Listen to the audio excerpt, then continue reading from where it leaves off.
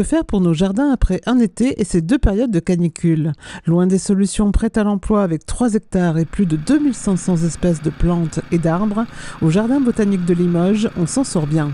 Les jardiniers analysent terrain et besoins des plantes au quotidien. Les plantes souffrent, mais aussi il faut en amont, c'est déjà bien choisir les espèces sur lesquelles on veut travailler, sur des espèces qui sont peut-être moins gourmandes en eau, bien connaître aussi les sols dans lesquels on plante nos plantes, voilà, aussi les situations d'ensoleillement, d'ombre, les expositions qui sont très importantes pour les plantes. Des fois on a l'impression que la plante est morte, mais aussi c'est le feuillage qui est brûlé aussi par les rayons du soleil en fait. Donc voilà, l'exposition de la plante est aussi est très importante. Donc c'est bien connaître sa plante déjà avant de la planter et savoir dans les conditions dans lesquelles il faut qu'elle s'épanouisse.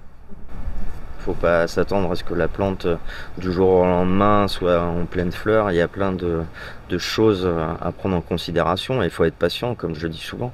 Après une période de canicule et de forte chaleur, on va dire qu'on s'est bien tiré. On a fait ce qu'il fallait pour sauvegarder nos espèces.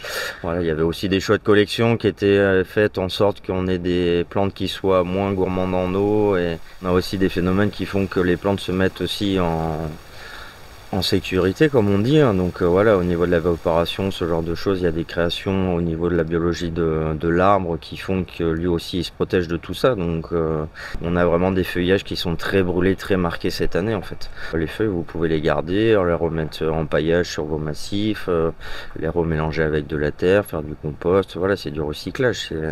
Dans la nature, dans la forêt, les feuilles elles sont pas ramassées en fait. Voilà, c'est des idées préconçues que la feuille est sale, mais je dis souvent un papier est plus sale qu'une feuille.